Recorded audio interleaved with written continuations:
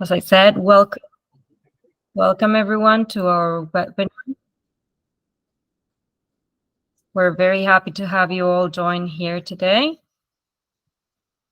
My name is Andrea, and today is February the 6th. We're going to have a very relevant and interesting presentation about migration, turning up the heat on railway infrastructure delivery. Our presenter today is Wynne from SEMP.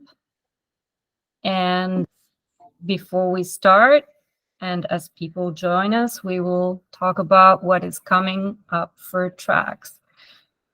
For all our members, we are reminding you that our annual general meeting is happening this February 22nd. The details on the formal invitation will arrive in your inboxes. If you are a member and you have not received this yet, please connect with us. We are also happy to introduce the early stages of the development of the Canadian Transit Rail Standards Program. We are currently connecting and working with CSA, the Canadian Standards Association, on a way to develop the most urgent national standards for transit rail. And our members will receive a form with a request for your feedback, some applications to join the work that we are doing. So if you are interested, again, please send us an email, info@tracks.ca. Again, exciting for us is that we're preparing for Tracks Rail Day 2024 in June 18 to the 20th. This year, we're going to have 2.5 days. We're very happy to introduce and thank our sponsors, PNR Railworks, Platinum Track Services, Siemens, Universal Rail Systems, and Eon Green, who will be facilitating some of the social and networking events, the coffee area, and the possibility to host this at a higher level.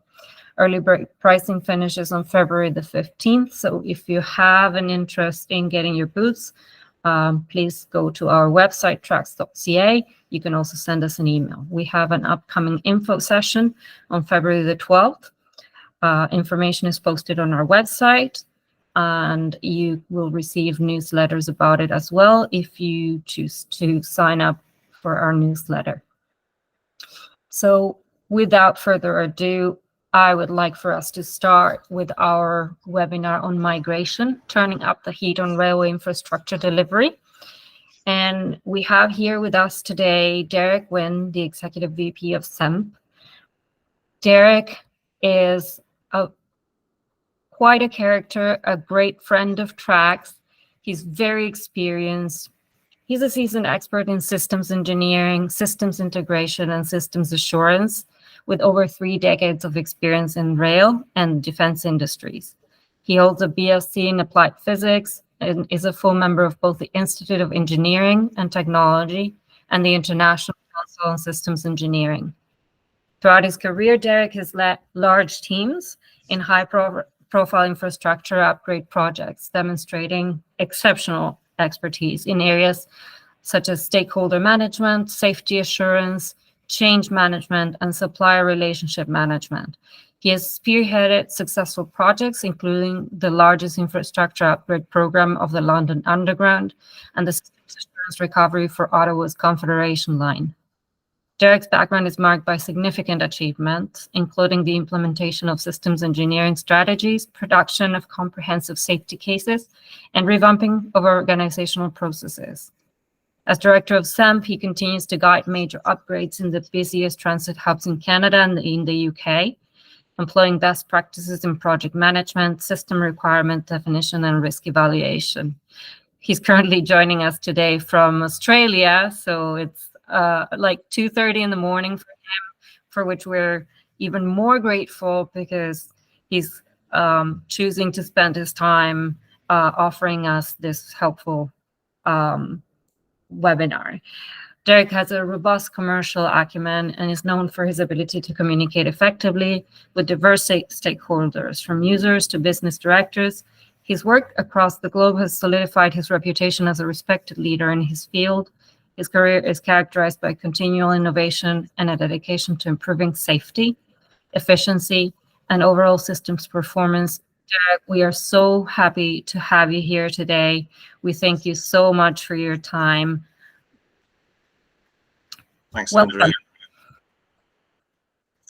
So let's fire up.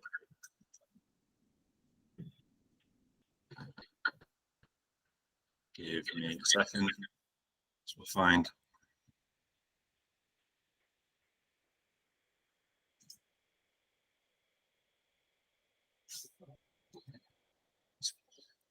Just going to share my screen and hopefully,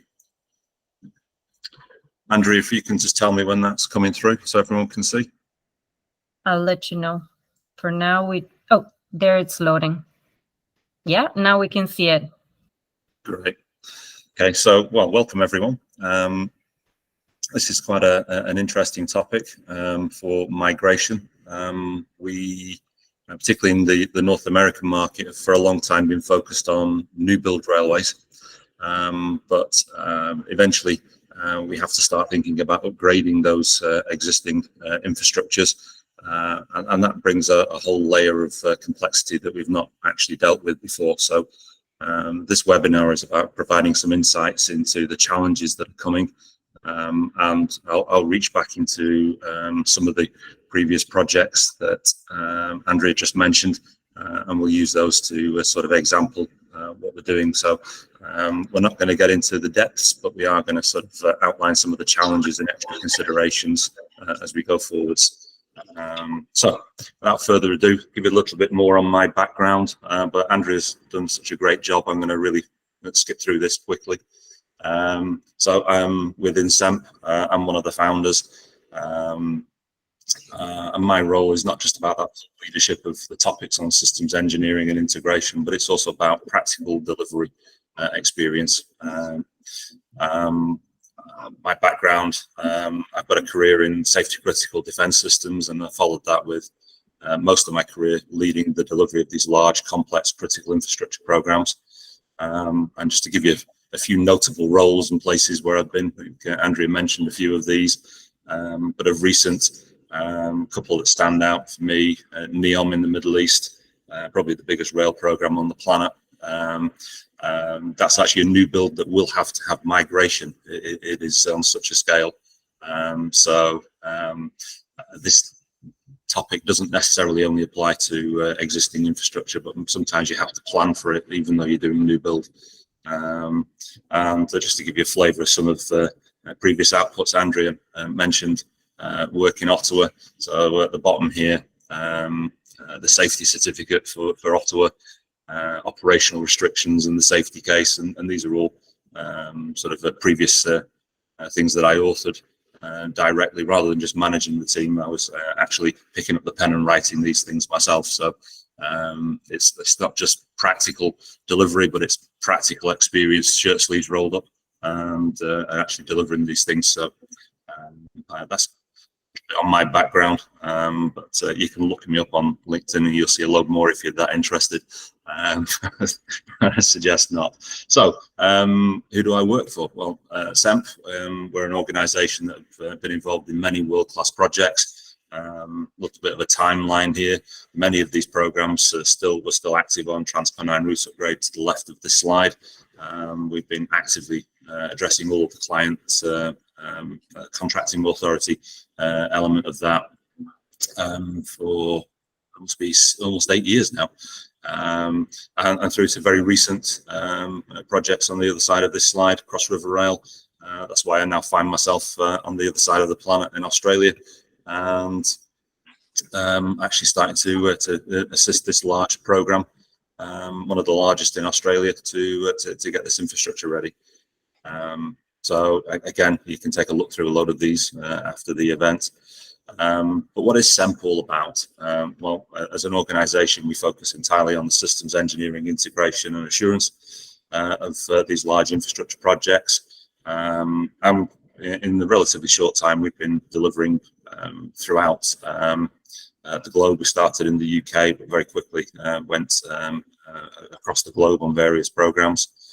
Our clients are the infrastructure owners and the delivery organisations who need to deliver, own and operate all of this infrastructure capability. And it's a capability at the end of the day.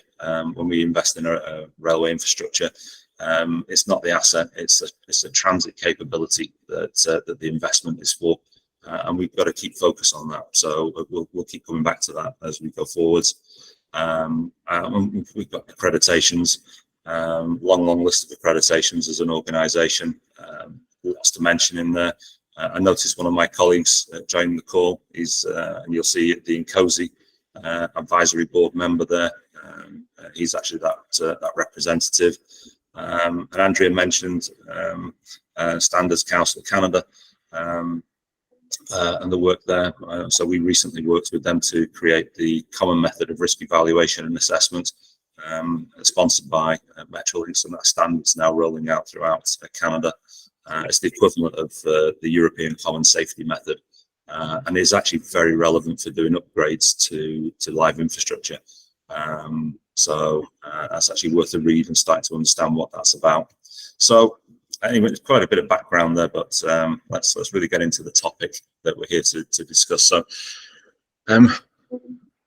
railway infrastructure, when it gets delivered, new build, always a challenge to do that. But if you look over the history of these large infrastructures and the dependence of large populace, you can actually start to see this is just London Underground going forwards. You see the different pictures of the trains there. You can start to see how we go from what looks like very old rolling stock to very futuristic looking rolling stock. But it's not just the train that changes, it's the entire infrastructure that this rolling stock actually runs over. We from manually driven trains to full automation, control from control centers, and no drivers on board. So the amount of systems, the amount of not just safety critical but enterprise critical functions that are being delivered is constantly changing, constantly growing.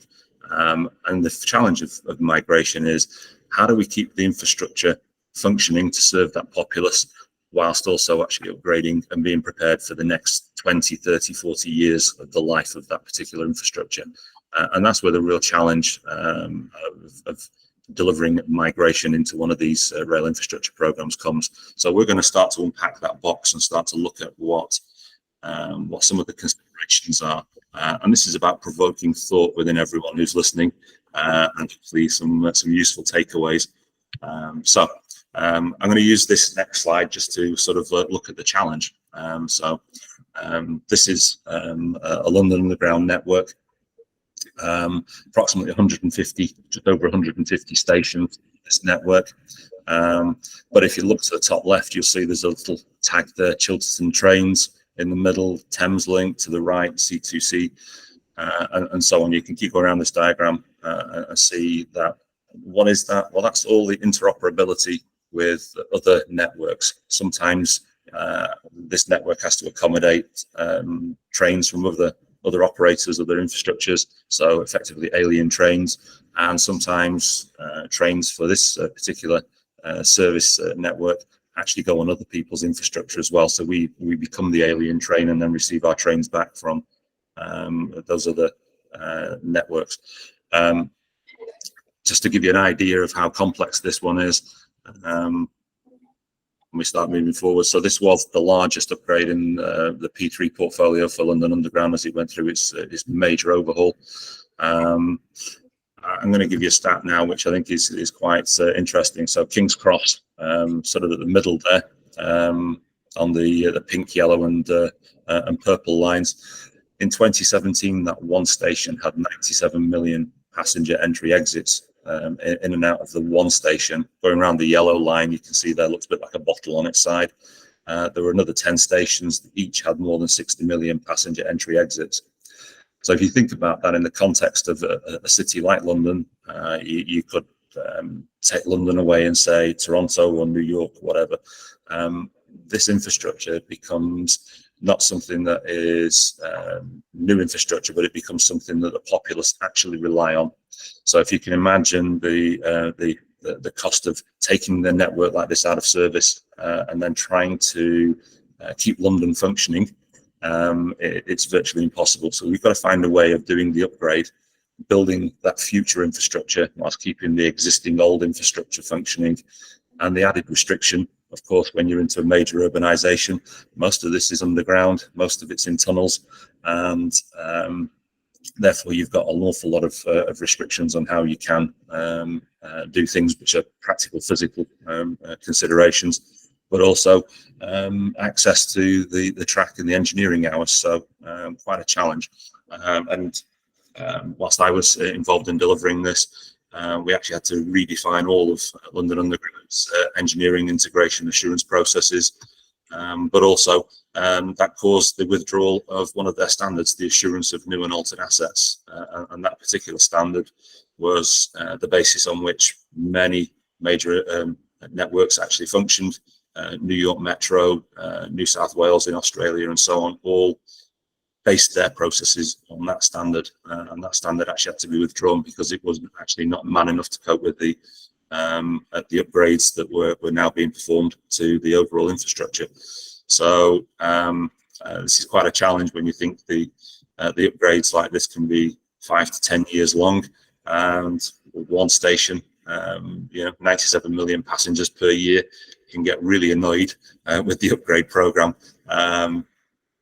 If you're not getting it right and their service doesn't operate in the morning. So significant challenge that we face. But let's really go after this then. So project life cycle, typical project life cycle, we agree the scope, we actually find the design that will meet that scope.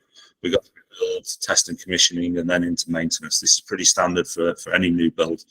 The reason I wanted to put that there is because this is probably the easiest version, and as Andrea mentioned, there are projects, Ottawa, which did struggle to get through the from building to test and commissioning and then out into service and maintenance. So if it's difficult when we're doing new build, imagine this when we're actually trying to operate the railway all at the same time. I'm going to use the next slide. I wanted to talk to everyone about the difference between systems engineering and systems integration. And I don't want to lecture everyone about what this is. This is just a sort of a reference point for everyone to understand the difference. So we start projects looking at required outcomes on the top left. And generally, if we're doing an upgrade, sometimes it's a like-for-like replacement and renewal. Sometimes it's more of an upgrade to a particular asset at a particular location along the railway. So we have required outcomes, and we straight away get down to subsystem requirements and a subsystem design, do the build and install, and then we come up the right-hand side doing the appropriate testing, the integration testing, and ultimately delivered system. The verification back from the subsystem testing back to those subsystem requirements, pretty standard part of the V&V process. And ultimately, we want to do that system validation. Because we're dealing with one asset, and sometimes only in one location, quite often we're actually doubling back on ourselves as so. So validation to the required outcomes, but a lot of it is about validating back to those subsystem requirements. This is where the term, which is very prevalent in the rail sector, systems integration comes from. It's about doing those upgrades to one asset type. And in actual fact, it's also based on the fact that we're integrating back into an existing infrastructure.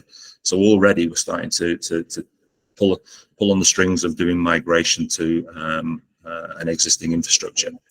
So what is it that we have to do if we're doing a major upgrade? And if you want to think about those, look at the GO network in Toronto, for instance, that's coming forwards now. It's a major upgrade across the whole line. It's not one asset, it's several assets all being upgraded all at the same time to deliver a performance capability. So we actually have to think about not just the required outcomes, but actually how we create the overall railway level system requirements and design to apportion things down to those subsystem requirements. And this is then going to enable all that design verification and requirements validation all the way back to the top. But it is effectively completing the classic systems engineering V, and it's about now systems engineering rather than that system integration title. So we have to think about how we do all of this within the context of that live railway. The reason I wanted to put this together as a quick slide for everyone, it's not just the engineering, it's not just the integration, but it's also just a representative view of how we do that V&V. And this will become apparent in one of the later slides why we want to consider this. So let's move past that for a moment, and let's take a look at this. And this is the life of a rail infrastructure. So we start with infrastructure investment, and we get into the planning phase, the transport strategy, the planning, the business case. Anyone who's had the pleasure of dealing with this end of one of these major infrastructure investments knows that this is a long-winded process to get the billions required to make the investment.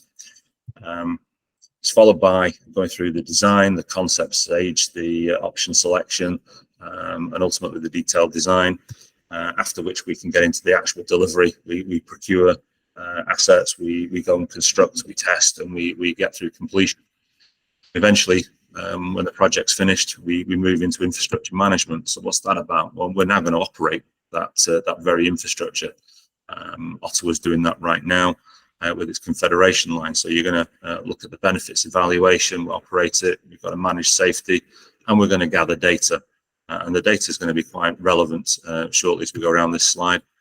But whilst we're doing all of that, we're also into maintenance. So we're going to maintain it, we might even do predictive maintenance, certainly monitor the performance, and eventually we're going to have to move into this phase of do we a replacement, and is that an asset renewal, a like-for-like replacement, because assets do wear out, or are we going to look to replace because there's a cost-benefit analysis. Maybe it's time not to look at a like-for-like replacement, but it's time to think about doing an upgrade.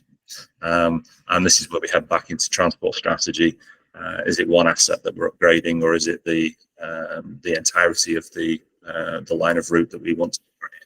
And therefore, we get into this stage. Now, this diagram's got quite a bit of relevance to migration, because all new delivery projects sit on the left-hand wheel, and live railway sits on the right-hand wheel. And the moment we start doing a major upgrade, we're doing both of these in parallel. So suddenly there's a huge amount of coordination between that live railway, the transit operator and maintainer, and also the delivery team.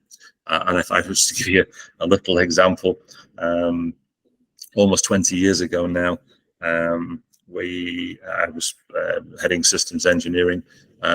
We had a team go out on the weekend to do an installation of a new asset, and they were going to plug into power that was already out there on the line of route. And when they got there, maintenance had been through the week before and had completely removed that power.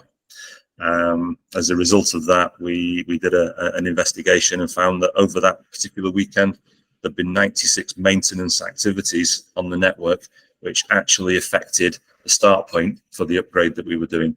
So it's just that need to coordinate between actual infrastructure management and infrastructure investment sides of this wheel is of huge significance, and it's not something that you normally have to do when you're dealing with new build.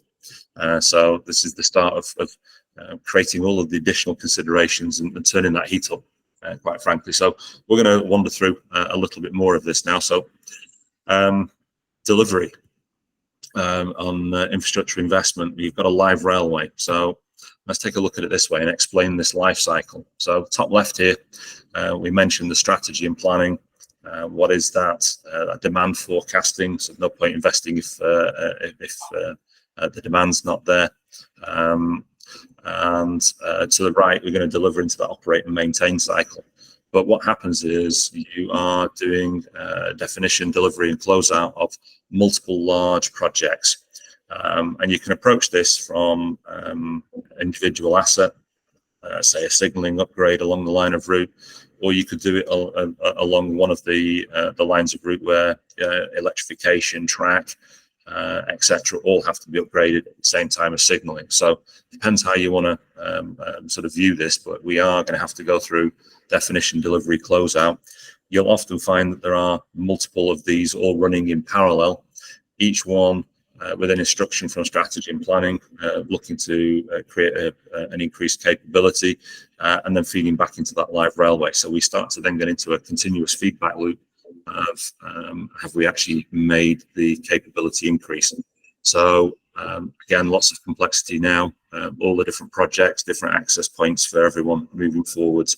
So this is one way of viewing this, but I actually think maybe we should look at it this way: the capability over time of the railway. And I think this is the one where we start to understand this complexity a lot now. So if a railway operates in steady state because we maintain it well, all well and good, but we're about increasing that capability. That's why we would do an upgrade. And that can be about increasing capacity, journey time, usually both. Over time, therefore, the retained as-is assets start to actually reduce. So what's happening in the gap? Well, we're going to be introducing new assets over time. There's going to be retained assets that get modified in addition to those that are retained as is. So think about it this way, because you're going to deliver in not take the railway out of service and come back several years later with a big upgrade, as we were discussing before. But you're going to take points in time that enter service. So every one of these lines represents a different combination of new, retained, modified, retained as is. They're all in different amounts. So for each one of these, we're going to have to sort of look at doing these system engineering to system integration sort of processes that we discussed before, and this is why they're relevant. But then what is it about? So we've got to define the left-hand side. What were the requirements for the whole program that we were trying to deliver, and eventually try and deliver back on the right-hand side? Did we actually deliver the aims of the entire upgrade program? But an extra consideration now steps in as well, because in order to make this possible, we might also have to introduce temporary requirements, temporary assets. You might notice on some of the later slides I'm going to do, ICF, interim control facility. The railway that I'm dealing with right now here in Australia, huge upgrade, but they've not yet started to look at the command and control, and the control center is 50 years old, and yet you're going to have brand new signaling system trying to feed into that. So there are going to be temporary requirements to enable control of the new whilst also continuing to operate the rest of the railway. So very important to think about this then, because every one of these call them configuration states actually is going to require a safety case, and not just a safety case of the asset, but also we're going to get into in a moment the considerations for the operator and the maintainer, because this is not an entry into service. That service was already entered into. This is about how we actually become operationally ready to accept each of these configurations into live revenue passenger service. That's got all sorts of considerations to go with it, and we'll start to look at those as we go over the next few slides. So how do you plan for that migration? So think about it like this: if we do lots of configuration states and the steps are very, very small, it's very possible for the operator to not understand which configuration state he's working to. At the same time, if we do huge changes, then sometimes the steps and the change is too large. It becomes insurmountable. So we've got to get into an understanding of the sweet spot. What is the operational readiness to change? The avoidance of confusion for those operators, especially when we're in the phase of still manually driving trains, or might have to at times drive in reversionary mode. So we've got to make sure that we consider the end user, effectively, not the public, but also the guys who actually deliver that service. So we see just a bit of a recap: new, retained, modified assets, the mixture changing at every phase. But we've also got to think about all those operational capabilities, phase the delivery of that operation, identify where the works are required, and what this diagram is showing, the physical works along the bottom in different geographic areas, because the upgrade 1, 2, 3, 4 at the bottom there, you're seeing different works based on asset condition out on the live railway.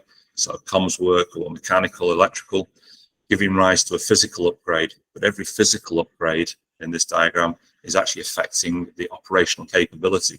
And you might even go through phases where there's degraded operational capability of the live railway.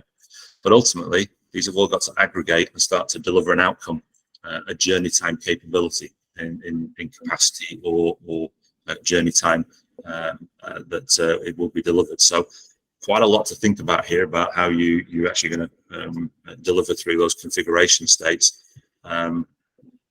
What does it actually mean for application to for one of these big program teams? Well, we've got to think about developing and evolving a railway capability, define the required changes, and think about the tranches that we're going to do. And we started to look at these weird and wonderful V representations, but implementation projects, be that for stations, might go up and down multiple Vs.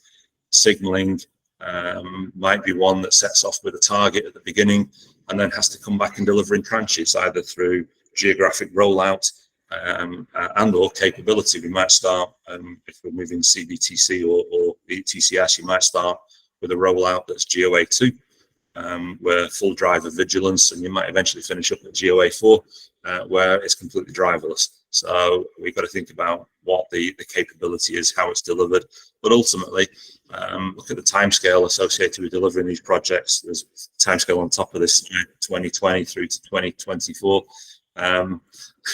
The goals of these projects change over time as well. So it's often appropriate to think about the tranche of the upgrade that you're delivering, understand the results that have been achieved, and then reassess and what is the next stage of the upgrade that you need to go forwards with, because also new assets, new capabilities get developed by the supply base that we might want to harness as we move forwards. It might be preferential to do that rather than continuing with the original solution that we set out with. So there's quite a bit of structure to think about in terms of the overall process rather than a simple up and down V. It now becomes V's within V's. It's sort of a very complex process to go through. And then we add a lot of extra complication to it. So I borrowed this from the Senelec standards, not because I want to advocate for them, but because I think this little diagram is of huge relevance to the process that we're just talking about here. Railway RAMs, its safety and the availability of that safety. That's safety features are no use if they're not available. And availability there is driven by reliability, maintainability, but also how we operate and how we maintain. And that is the link then into what the transit system operator and maintainer are doing with the very assets that we're now modifying or changing out. They make up the shortfall when the reliability is not there, because we're using new assets going through reliability growth periods. They're there to make sure that the safety features are available, even if the system is not necessarily behaving in the right way. And let's be quite honest, we're all familiar with transit system delays. We always design for the fair weather day, but railways at some point on their network are always experiencing some kind of issue, and we deal with it. They are never quite in 100% mode. So we have to think about those operators and maintainers as we move forwards, and we start to upset that asset that's probably in some form of steady state. So what are these safety features and considerations? So first thing we've got to do is think about the railway. So it's not just the systems we deliver, it's the processes, the standard operating procedures that are now starting to change. It's the people and their operational readiness and their training and the timing of that training, which has got to be coordinated with when the project gets delivered. You can't deliver training and then 12 months later expect people to remember that training and go and operate a live railway. So there's got to be a lot of coordination between infrastructure investment and infrastructure operation, as we were discussing before. But as we start to deliver the operating and capability plan, we've got to think about how we're going to do test operation, change the timetable, look at the training, look at all sorts of other aspects, planning the switch over, and you maybe hear terms over and back testing. So you go to the new configuration, you test, and then you go back so that you're not actually trying to operate the new capability yet. But you're still going to have a safety case because you are effectively installing new assets and even trying them out on that line of route, which therefore means that you might affect the asset that you're going to move back to when you come back out of the testing phase. So operating and capability planning is crucial. Testing support, so focusing on the actual subsystems that you want to test, what's the process, the people, etc. A lot to think about in that space. We'll think about the assurance, so the cases for safety. What is it as an asset that needs to be looked at? Is it for a safety case for testing only? Is it for live revenue service? How does it all add up into the overall engineering and safety assurance case that you need to build? Because you've got to think about the operational readiness, you've got to think about the performance, etc. Stakeholder liaison, dealing with all of the neighbours or the infrastructures that are dependent on what you're doing. It might be EMC immunisation and so on. So you've got to assure lots of other infrastructure around you, and any other considerations. So the one here I'm dealing with in Australia, as they start to do the testing, the local fire service is going to have to start to take responsibility for a tunnel. They've never done that before, so there are lots of other considerations that aren't necessarily the infrastructure, but it's the consequence of that infrastructure and fitting it in within that urbanisation, its populace, and its existing services. So assurance has got a lot of considerations to think about as we go forwards, but so do human factors and maintenance. You know, we've got drivers, controllers, maintainers, all the other operational staff, especially if you've got manned stations, engineering organizations of clients, but also of all of the suppliers. So there are a huge amount of human factors and maintenance considerations that all have to be coordinated along with how we deliver in a very phased fashion. So a lot to think about as we go forwards. And I think that's the point at which I stop. Hopefully I've posed an awful lot of questions and can give you guys a chance to fire any questions and so on that you might have about the questions I'm giving to you. Oh, and I'll mention, because I know we've just spoken about assurance, webinar in a couple of months' time. I'm actually going to come back and do one on assurance as well, just to unpack that particular challenge and let's have a wander through that topic as well. So if I stop sharing, then I can start to maybe see everyone, and then we'll see what questions might be coming back from the attendees. That was incredible, Derek. Thank you so much. There are a lot of people in the meeting. I'm assuming they have some questions, so we're gonna give people a moment to type in their questions or raise their digital hand. In the meantime, I'd like to ask you a question that I received by email. Someone who had to drop off said something. So this is a very complex scenario that we are dealing with, and we have a lot of new projects that are coming up in Canada, a lot of investment. How do you forecast this railway infrastructure delivery and the migration in the next 5 to 10 years?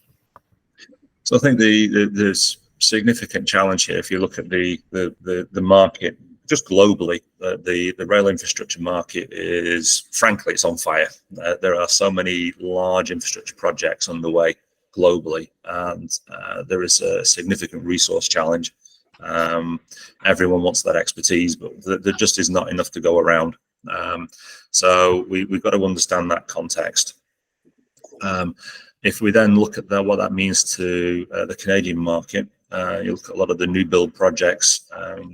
We did mention getting Ottawa over the finish line, but there are examples of projects that are having challenges right now in Toronto and also over in Calgary and Edmonton and so on.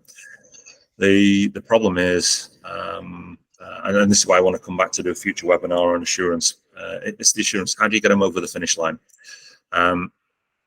We all understand standards, codes, and we can design buildings to those. There is the challenge of how we do all of those in aggregate to create this large complex infrastructure. But more importantly, if you look at new build, we build to today's standards. If we're then going to do a migration of an aged asset, we have to think about asset condition for anything that's retained or modified. Often it was built to different standards because standards always progress. And you yourself said about the standards work that we're about to do. So we have to really think about what we have to do in terms of those standards going forward. So I think there are a lot of challenges in there. The other thing to think about is there's only so many new build railways we're going to do in so many urbanizations. But think about all of the aged assets out there. At what point do we start to do those upgrades? When do we start to look at doing that? So the GO network is probably one of the first major ones coming up in Canada. If you look south into the States, you'll see that the whole northwest region is about to go through a major, starting to look at doing a major upgrade. Another one closer to home, take a look at high frequency rail for Via Rail. All of that is it's not new build. It's going to go over existing infrastructure and try and improve it and make it work as one seamless whole with a significant journey time capability improvement. So we've got to think about all of those that are coming forwards. So it's the focus is going to move from new build to this as we go forwards. It won't be exclusive with this, but it will move this way considerably so. And just to give you a flavour of that, just in London, they recently did Crossrail, but and whilst there was a new tunnel, it also connected into existing infrastructure at either end, which all had to be upgraded and go through its own migration. And Crossrail, I think, if I remember rightly, at entry into service, there were 3 different signalling systems operating down that stretch of railway. So it adds to a lot of confusion for those operators.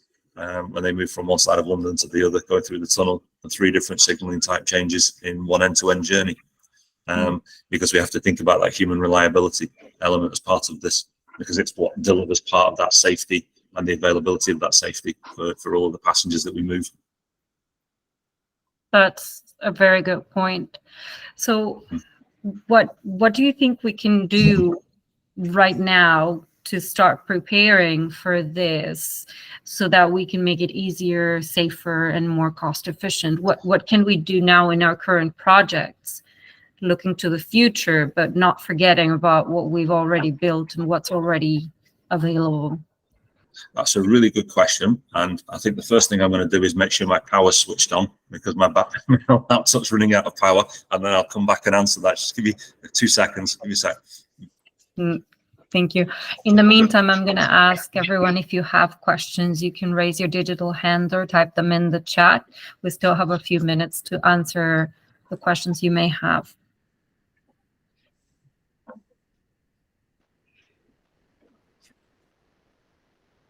And Derek, we are really grateful that you are here. I know it's past 3 in the morning where you are in Australia. Oh, that's fine.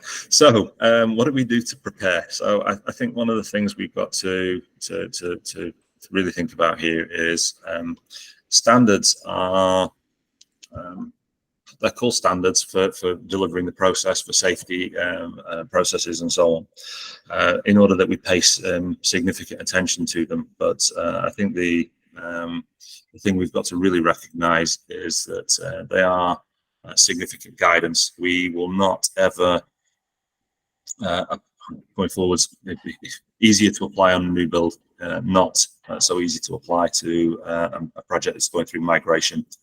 They are consider it a sort of a mandatory guide. Do pay attention to these things. Every program will be different in terms of the application because of the way we have to deliver the into the live railway.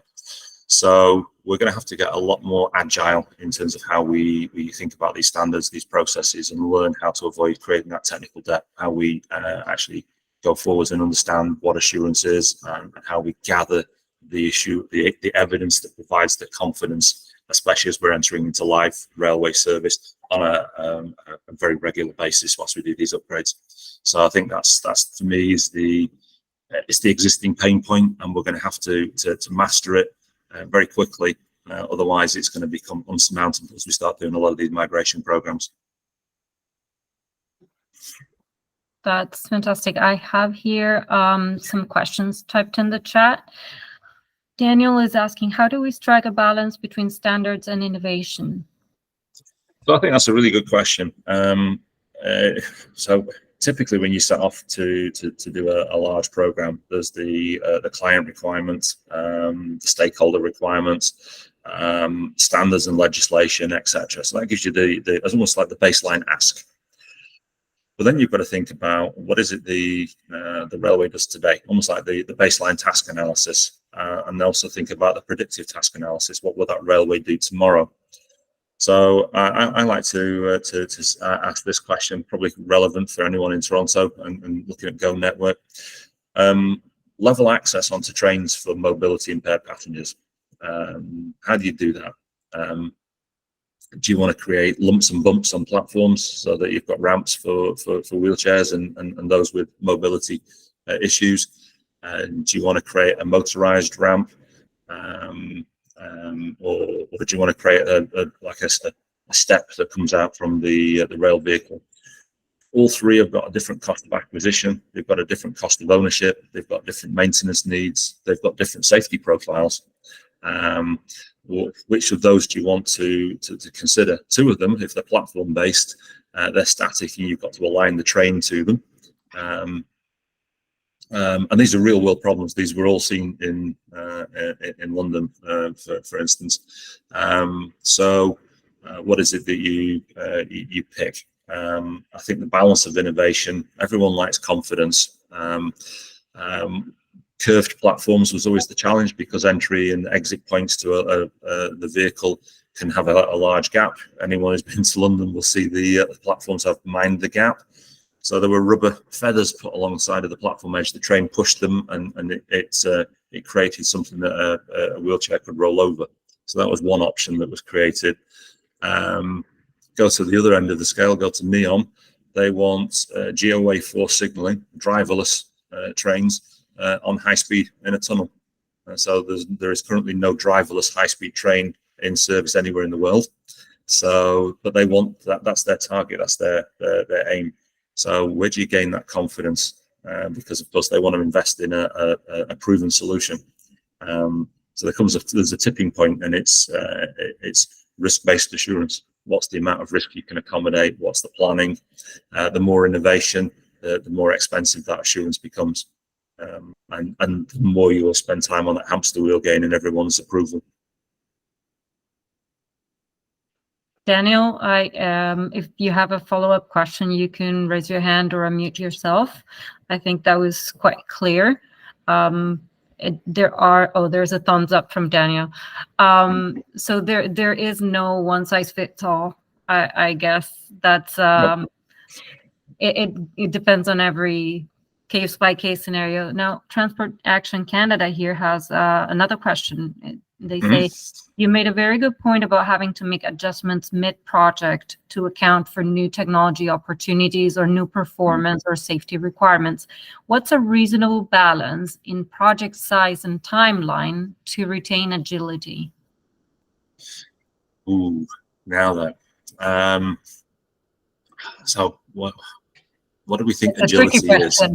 It is a really tricky question, and again, I think the answer is there's no one size fits all. So, what is agility? We've probably all touched lean and agile before, and I've seen this be implemented as hot desks in an office, or is it the process that you're going through that's lean and agile and data centric rather than document centric? How do you visualize what that change is? So I think one of the best ways of looking at this would be take a look at the aircraft industry. Don't maybe not visit Boeing. They're not getting a lot of good press at the moment, but whether it's Boeing or it's Airbus or whatever, think about it this way: you get the first of type, which is pretty heavy.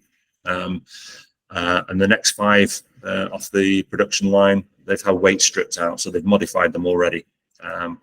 And then the next 10 to 20 aircraft have got more weight stripped out. And what these guys are doing is constantly improving.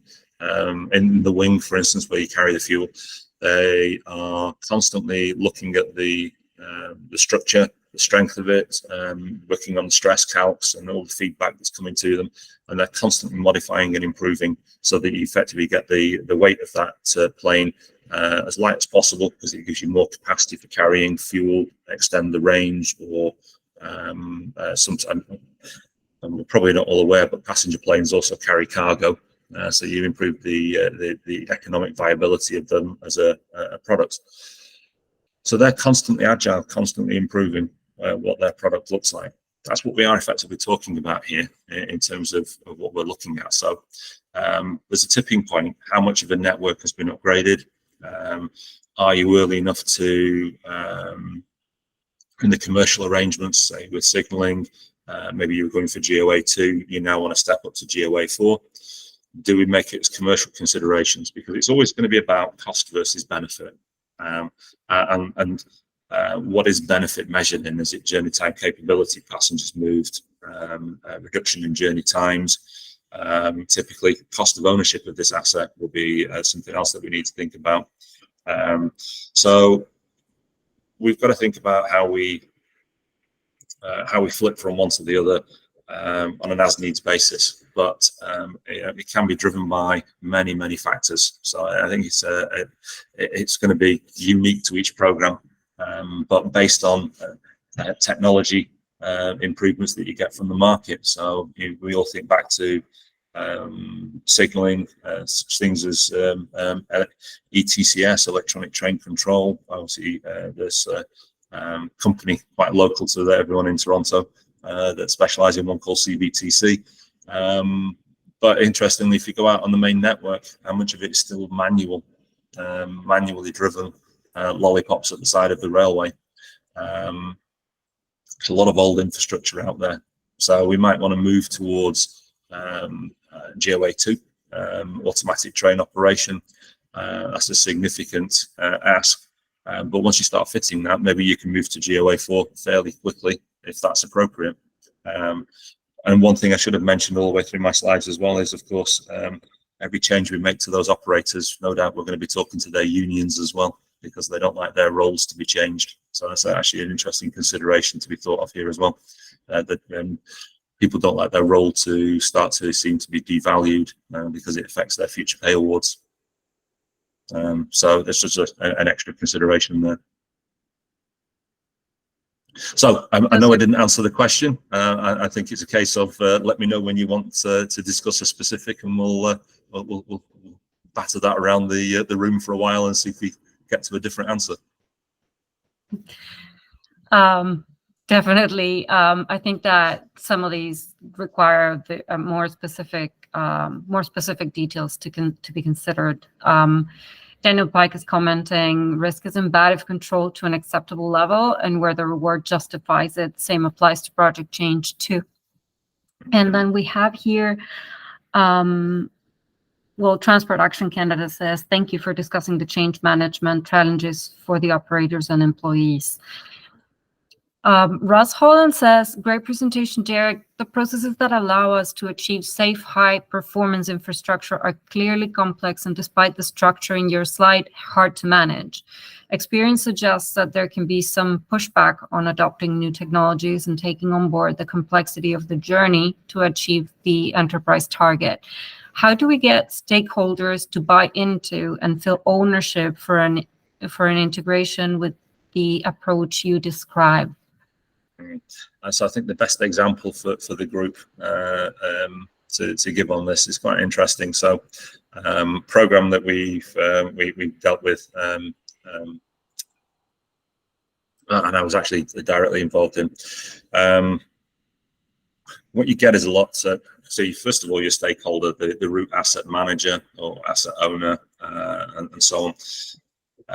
The way these guys work, they get an annual budget. That budget you've got to spend to maintain and keep the service running and do any renewals and so on. So that budget is going to be reduced when you get a new asset because it's new. It's meant to be new and shiny and work a lot longer. Doesn't need as much attention. So they need to pay attention to what's going on. So they might be an unwilling stakeholder. What you find is over a long period of time, though, previous projects have been through and done work, and because these guys are busy keeping a live infrastructure on its feet, they're not necessarily focused on those projects. So the first time that they were spoken to and consulted, they gave you a load of requirements that said, don't care what you're giving me, but don't do the following. It's like a defensive set of requirements, but it's not a complete set of requirements from that stakeholder. So the next time that someone talks to them, they've had another different experience, not the ones that they said, don't do this, but they missed a load of other things that don't do. And what you get into a cycle of is people, those stakeholders giving you defensive requirements. It's very difficult for the organization that's doing the operation and maintenance to engage with the delivery program. Unfortunately, they have to do. So they have to be on the journey from day naught. They have to right size their organization so that they can actually contribute, because they are very, very important in the journey. They're not going to be the engine room, but they're certainly going to be part of the steering committee and providing that input, and they need to be there and represented, and also ideally understanding what the delivery process looks and feels like. So Russ is making a really good point there. It is a significant challenge on these large upgrade programs. Thank you so much, Derek. Before we let you go, this is almost time, I wanted to mention here that we have some thank yous from different people. Informative presentation, thank you very much. Excellent presentation, clear and visual despite the complexity of the topic. And then Arash Barzagar, who is one of our board directors, says, thank you, Derek, for an informative presentation. I appreciate you joining us today despite the time difference. This is really, it shows your commitment to the industry. I want to also thank you on behalf of Tracksport for your wonderful presentation on this important subject, and look forward to hosting you again. So as you mentioned, we are preparing another webinar in railway assurances. And so please stay tuned, check our newsletter, check our website to learn about what date that's going to be happening. And hopefully, Derek, we can plan so you're in the same time zone. I wouldn't guarantee it. But, that would be good. We're going to try. But yeah, we'll see. This has been amazing. Yeah, no, you're welcome. Yeah, Andrea, I'm sure there's. I don't know if we got through all the questions, but if there are any others, if you want to share them with me, and I'll see what I can do to respond to them after the event as well. I will be sending everyone a link to this presentation as well, so you can revisit it if there's some specific notes that you want to take. And so I will share with everyone here Derek's contact info so that you can reach out and talk about the specifics of each case. I think that there's great value in opening up the conversation. So we appreciate everyone for being here. Derek and your team, that was amazing. Thank you so very much. You're welcome. We get a lot of people clapping and sending thumbs up. So yeah, that's good.